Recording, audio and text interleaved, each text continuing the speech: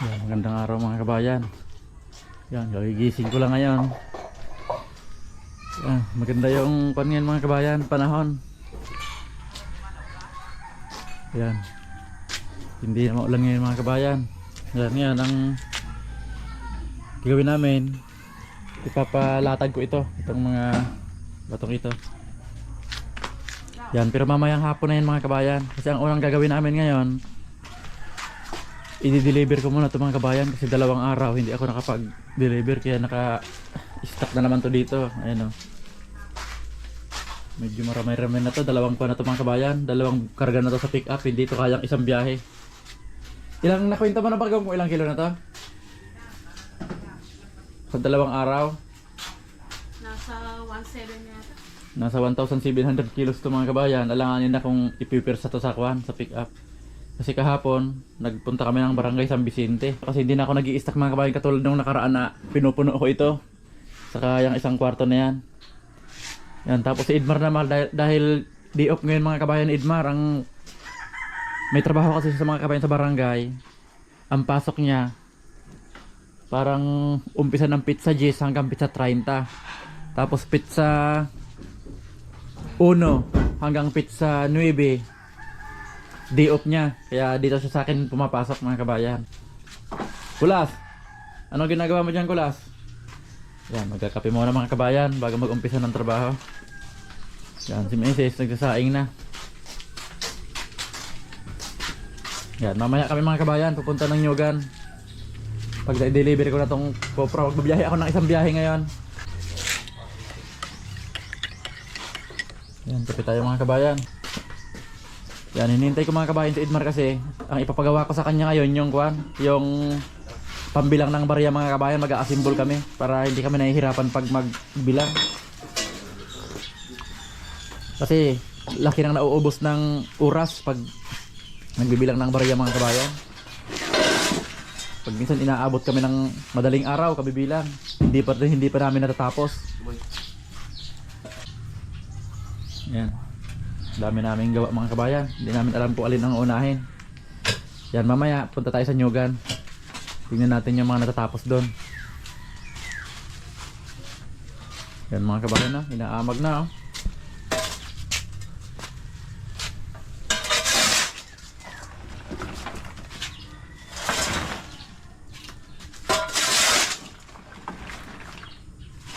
Yan, pag natapos ng Idmar mga kabayan yung pangbilang ng barya, ang gawin naman namin, puro naman kami bukas. Yan, kasi yung binuksan namin mga kabayan kahapon, kung alin lang yung may sira, binuksan na namin diretso. Kaya di bali 4 na bindo yung nabuksan namin kahapon.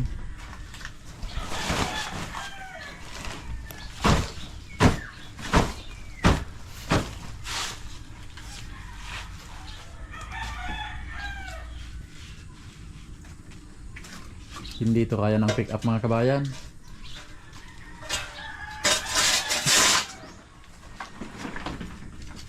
$1,700 kilos. Di ba lang ikakarga ko sa kanya mga 1,100. Punong-puno na kasi yun mga kabayan. Kung dagdagan ko pa, hanggang taas na. Pwede sana mga kabayan kung 1,700 kung ibang mga pangarga, yung mga maliliit lang siya pero mabigat, pwede. Pero ito malalaki kasi katulad niya no. Isang sako nasa kulang pa sa 50 yan. Kahit punong-punuin niya kasi nakaresikada na yun mga kabayan. Pero hindi pa naman gaanong tuyong-tuyo. Pero yung talagang bagong Copra pa lang, naglalagpa siya ng mga kabayan 55, 60. Meron pa nga mga kabayan pag sobrang 60 talaga, inaabot siya ng 80 kilo. Pero yung sako ng Uno Feeds, yung ganito, yung bago pa nito, umaabot ng 80. Lalo na yung pagkakaluto, hindi gaanong luto.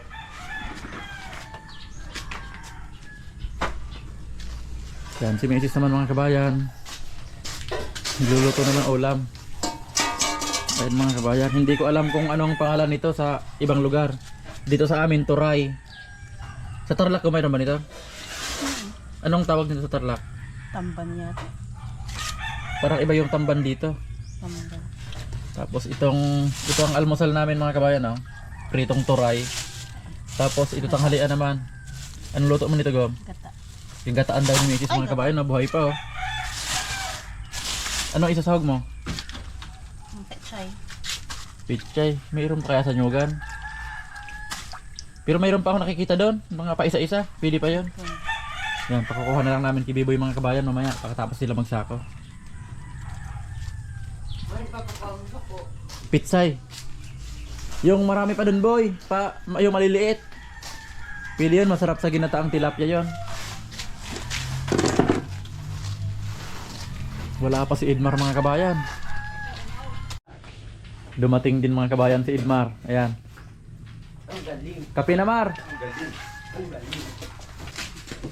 Yan mga kabayan, day off ni Idmar mga kabayan. Okay. Ang trabaho niya sa barangay, ang day off niya 10 araw, 20 araw lang ang trabaho niya. Ang galing. Ang ikarga mo clean sa pick up 1,100. O kahit sumubra ng konti o kumulang ng konti, okay na yan. Depende sa pagkakasako. Ay, sobra yan. Pa kilo na yung B-boy. 70 na. Yan, may naging problema kami ngayon mga kabayan. Dahil nung mag-uumpisa na si Idmar, nag-brown out mga kabayan, oh. Ayan, oh. Walang kuryente ngayon. Kaya naghahanap na lang akong ibang magagawa ni Idmar. Di bali magsusurvey kami sa isang barangay na may paglalagyan pa kami ng bindo. Yan, tapos ito bago ako umalis mga kabayan, papapatakin ko na yung langis dito. Kasi naputol yung kadena dito mga kabayan, oh. Kung napanood nyo dun sa isang video ko na yung lumang kadena lang ang pinagdugtong ko, ngayon natuluyan kagabi pag pick up ni Clay ng 4 na sakong kopra. Yan.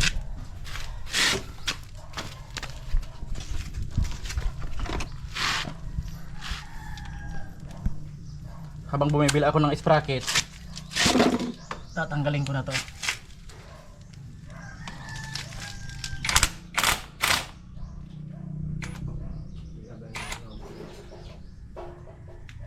Ayan, dami pang lang sa mga kabayan, no? Yan, kaya pinag-aralan ko mga kabayan yung mga ganitong motor kasi katulad nito. Halimbawa, masiraan siya sa nyugan, malayo kung tatawag pa ng mekaniko. Saka siguro baka mahal yung singilin dahil malayo pupuntahan pa. Na ganito mga simple lang naman, halimbawa putulan ng kadena. Kaya ako na lang mismo, pinag-aralan ko na lang para halimbawa masiraan sila clean, mapupuntahan ko. Kaya bumili ako ng mga gamit mga kabayan, no? Para kung masiraan man sila kung saan banda sila nag-pick up ng kopra, madali ko lang silang mapupuntahan, madali ko lang maayos. Kaya pinag-aralan ko yung katulad ditong Supremo. Yan. Ito, yung isa niyan binuksan ko na. Chinun up ko na mga kabayan. Yan, iwanan muna namin mga kabayan ni Idmar tong tina-change oil ko para maubos talaga yung langis. Ngayon, pupunta kami sa isang barangay mga kabayan, magsusurvey kami ni Idmar ng pagpapahibira namin. Magdadagdag kami ng bindo. Tara, Mar! Ay, pagkakargang gasolina mga kabayan si Idmar. Tag-isa kaming motor mga kabayan. Ito yung sa akin, ito yung kay Idmar, yung isang rosy kong pang putikan talaga. Ayan mga kabayan, oh. Nakikita nyo, oh. Wala nang wasing-wasing yan mga kabayan. Pero ngayon, baka pag tuloy-tuloy na yung init, karwas mo na yan, boy. Doon sa sapa.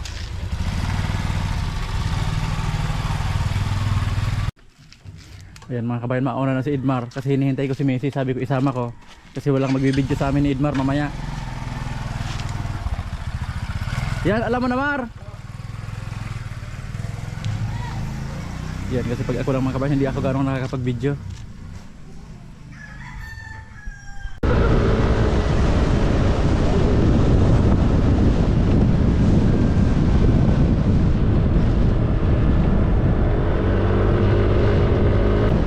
Ang bilis sa mga kabayan ni Idmar. Rosy lang yung gamit niya, di namin naabutan.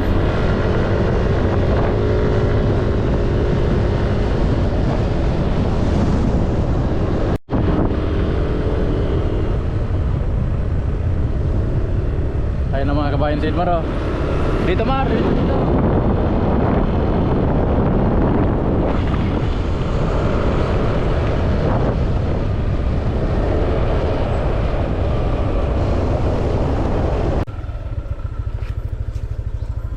off-road ng kaunti mga kabayan. Ang papasukin namin ngayon.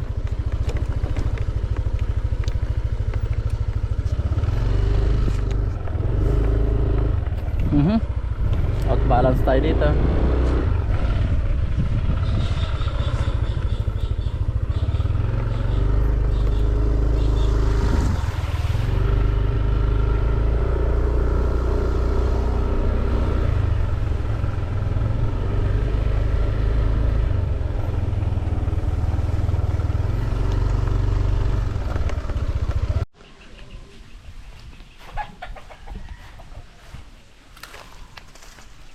Ano Mar? Lakad na tayo Mar. Ligid.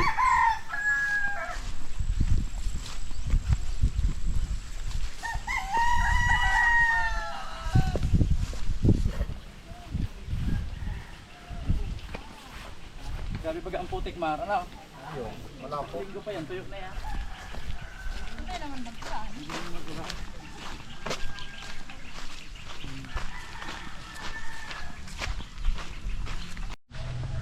Lagyan ng kuha.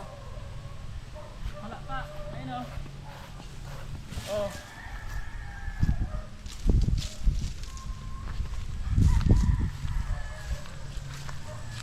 Nalaglagan ng kuha ng nyog, dahon ng nyog mga kabayan. Kaya na tumba. Laylay nga mga kabayan yung fiber namin oh.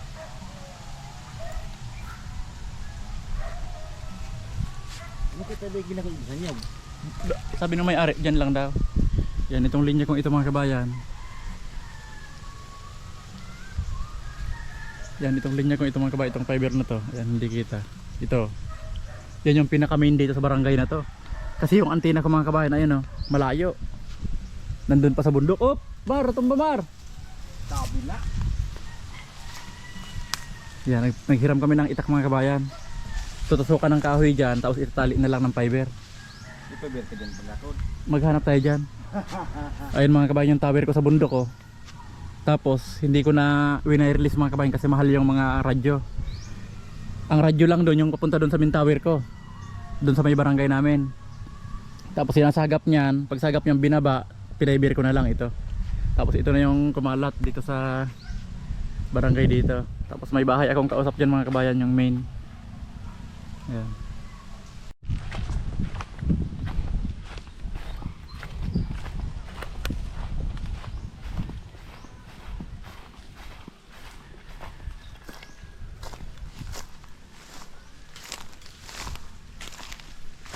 So, pwede na to.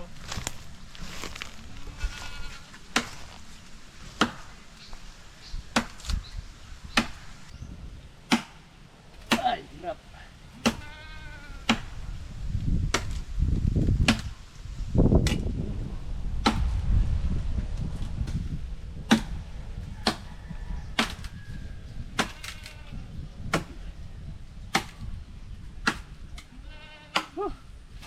Maro.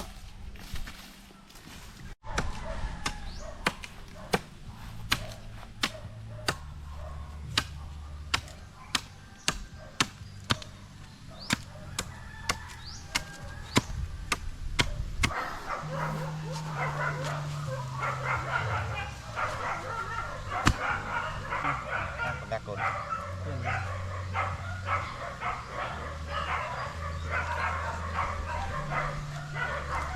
Ano ba sa ibang lagi mo tira ng fiber?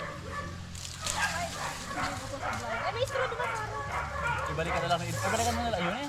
At ka na lang Mark. Ako na mo Mark. Dating ninja si Idmar oh. Ano na lang yung production fiber?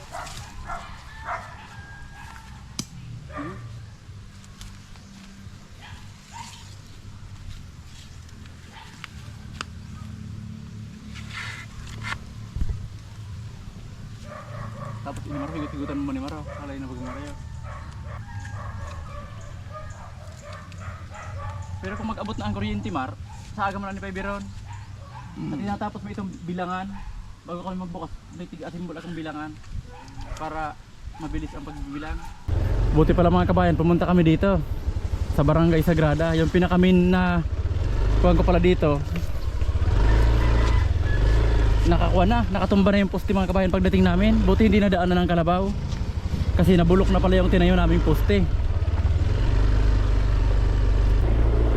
Hindi naman makapag-chat yung nalalagyan ko na bahay kasi walang kuryente. Sakto siguro yung mga kabayan kasi bago pa yung putol. Na yung fiber nabagsakan ng malaking dahon ng nyog. Kaya naputol yung poste. Kung hindi, kung nadaanan ng kalabaw yun mga kabayan,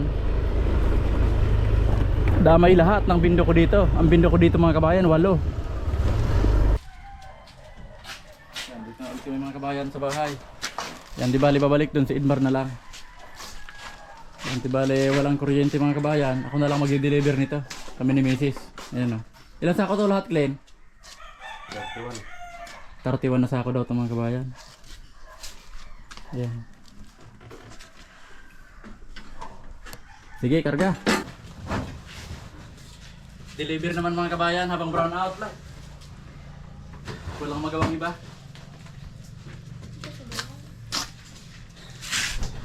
Yan, deliver muna kami mga kabayan. Habang walang kuryente. Pero ngayong alas 12 daw mga kabayan darating. Kaya maipapagawa ko kay Idmar yung bilangan ng barya. Pero to, Tuwan. Tama lang ba 14 man ini? Kung balik. hindi, abuso na yan. Para sige na lang mamaya ang bulan. Buso na yun. Sige kita sana dyan. Pulang.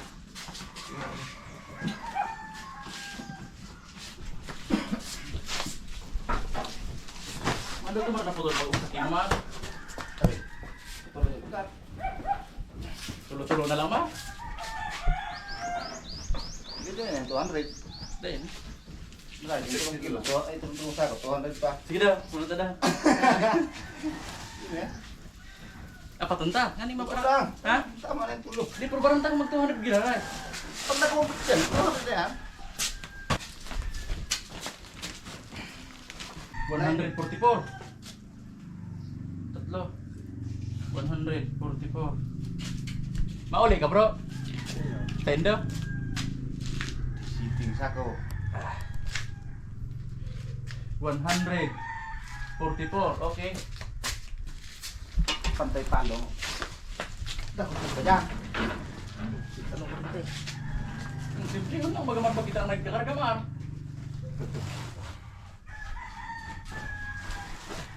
Buko ka talaga dyan.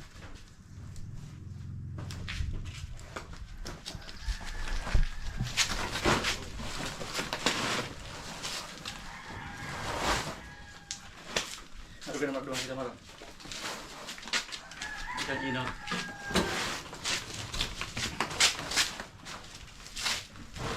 Simple yun lang magaklain. Ano? Tulo pa. Pintahin mo nga tagom kung abutin na siya ng kwan. Tulo pa to. Tulo pa mga. Abutin na siya ng 1,100 lang yung i-deliver natin ngayon. Hindi nakakayanin ang pick up. Ayan mga kabayan, tinatali na ni Klein. Kwan yan. 1,078 kilos. Yan, di bali may natira pa ditong 1, 2, 3, 4, 5, 6, 7, 8. 8 sako mga kabayan. Hindi kayang ikarga. Di bali, hihintayin na lang namin ulit ito ng magdadala ng kopra para may kasabay ito. Para hindi naman logi sa biyahe mga kabayan. Ayan o. Loaded mga kabayan ha. Yan, dito na kami mga kabayan sa bayan ng Tinambak. Yan, nandiyan si Missy sa palengke mga kabayan. Namili siya ng ulam. Yan, hindi na ako sumama mga kabayan. Kasi may mga naka-tricycle kasi dito. Ayan. Baka bigla silang lumabas. Nakaharang yung sasakyan ko mga kabayan. Kaya kailangan may driver lagi pagpaparada dito. Yan, kaya hinihintay-hintay ko na lang siya mga kabayan. Yan, ay deliver na namin yung kopra. Sumalubong agad si Kulas oh. Oreo, oh. May sugat ka na naman Oreo. Go, may sugat na naman si Oreo. Nakipag-away na naman siguro to. Ayan, ito yung pinamili namin mga kabayan. Tapos bumili rin ako ng kwan. kadena ng motor. Yan, ito mga kabayan, nasa bagong sprocket. Ayun. Kompleto yan mga kabayan, kasama na kadena, isang set na. Saka yung sprocket na maliit mga kabayan, mayroon na yan. Ito. Yan. Tapos ito na yung mga kapalit ng sakong dineliver ko. Tapos mayroon pa yan kasi yung mga unang deliver namin hindi ko kinuha yung sako. Ngayon lang binalik, ayan.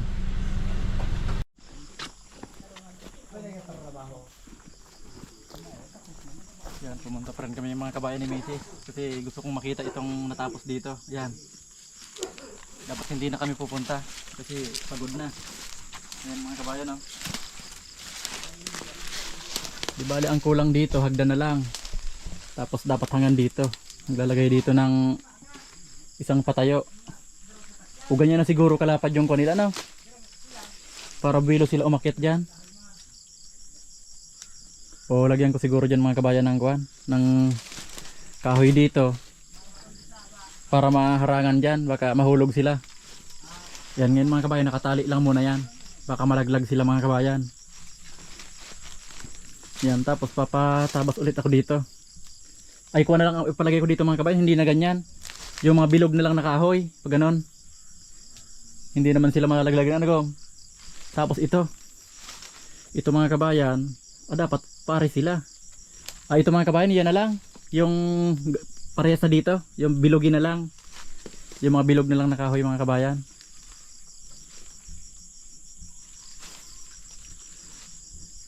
Yan, ang pagdating dito mga kabayan, hindi ko na pinabago yung yero.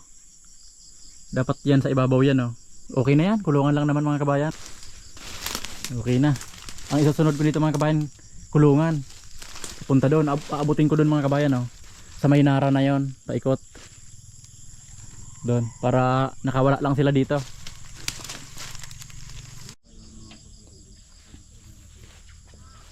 Yan, bukas mga kabayan, bubaguhin ko ito. Papalagyan ko to ng mga patayo-tayo dito, nakahoy. Papatanggal ko ito para diretso na dito kasi babakuran yan, diretso na dito yung patayo. Yan yung mga bilugin dito. Yan mga kabayan, diretso na dito.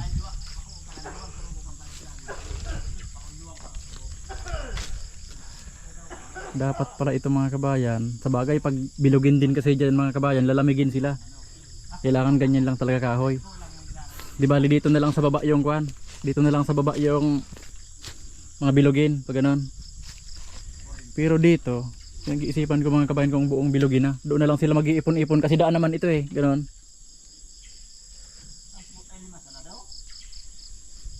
Yan siguro pa kuha na lang mga kabayan, pag-iisipan ko kung dito lang sa baba o idadamay ko na itong sa taas kasi pag mahangin malalamigin sila na.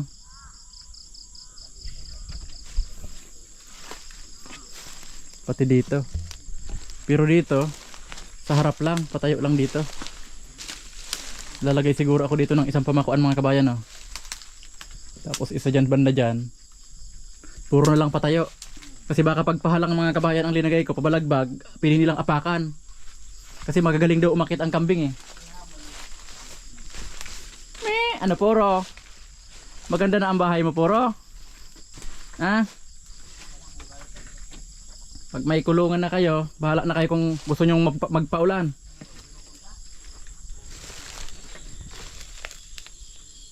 Yan, abutin natin doon sa pinakadulo na yun, oh. Paikot.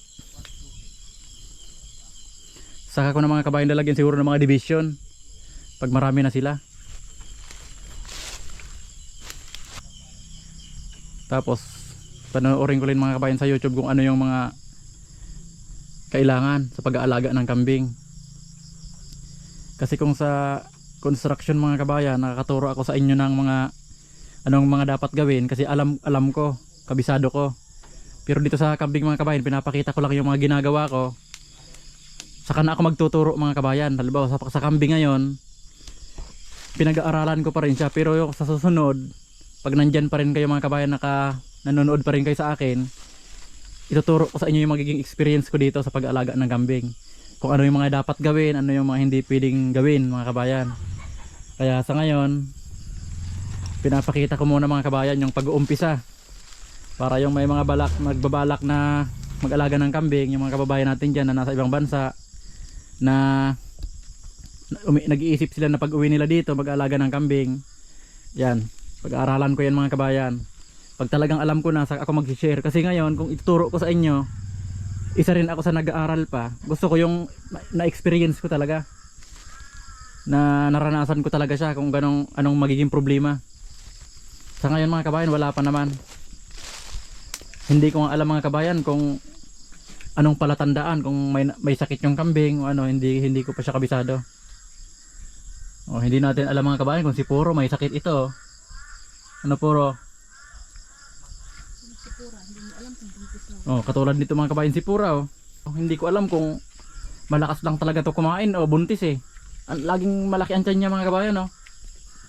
Sabi kasi nung binilhan ko, hindi pa ito nanganganak. Siguro sa kambing niya kung minanadahan ito. Hindi ko alam mga kabayan. Siguro kung may buntis to, bigla na lang siguro mga anak yan mga kabayan. Yan. Sana mga kabayan nandyan pa rin kayo. Yan, pagkabisado ko na yung kuhan para yung mga gustong mag-alaga ng kambing, makakapag-share na ako pagdating ng araw. Yan, tapos sa susunod na mga araw mga kabayan, kukwintahin ko yung nagastos ko dito. Para yung mga nanonood sa akin na may balak na magpagawa ng kulungan ng kambing, may idea kayo mga kabayan. Yan. Susukatin ko itong lapad nito sa kayong haba. Tapos yung gastos ko. Siyempre magkakaiba yan sa lugar nyo. Depende sa materyales. Ito kasi mga kabayan, yung nyug dito libre lang sa akin kasi galing sa aming nyug. Di ba ang binayad ko lang dito sa pagpatabas niyan nasa 2,100. So itong mga kahoy naman na ito mga kabayan, kinuha ito dito rin sa nyuga namin. Binili ko lang to ng 120. O itong mga kawayan na ito mga kabayan, galing din ito dito sa nyuga namin. Kaya binili lang daw ni Manoy Bab ng 150. O yung hero, binili ko talaga yan, nasa kwan yan. Kasama na yung pako, yung binili ko kahapon, nasa 2,700. Yung labor naman ito mga kabayan, hindi ko pa alam kung magkano sisingilin sa akin kasi wala naman kaming usapan kung ano ang magkano. Saka na lang daw sabi nung gagawa.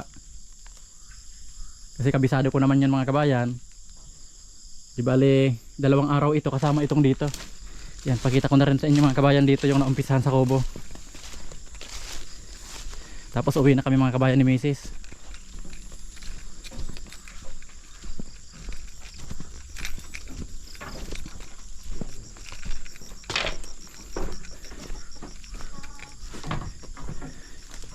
Yan, ito mga kabayan, ito may guhit na silang layout oh.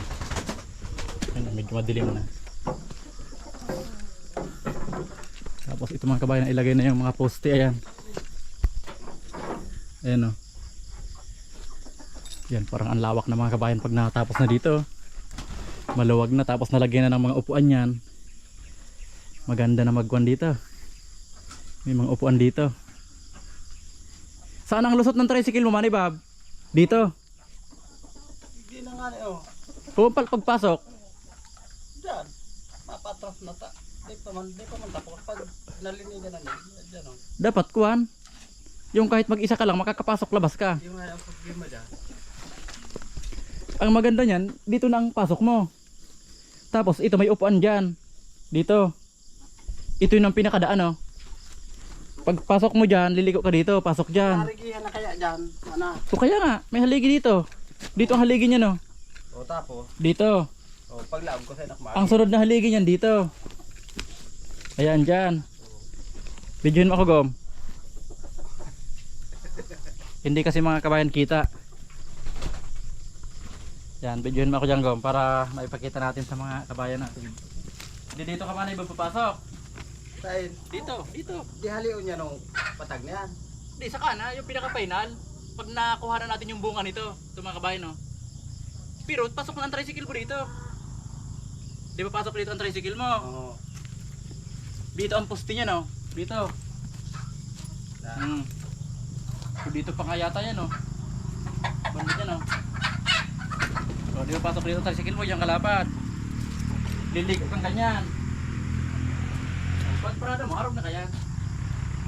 Uy, uusto mo na daw, nakaready na. Para yung daan dito ng tao. Ito parada mo. Abot ko naman kayo ng garahe ko. Kaya nga, pagpasok mo dito, nandito lang naka-ankla na ang tricycle mo dyan. Palabas. Para kung wala kang kasama, wala kang mag-aatras-atras niya.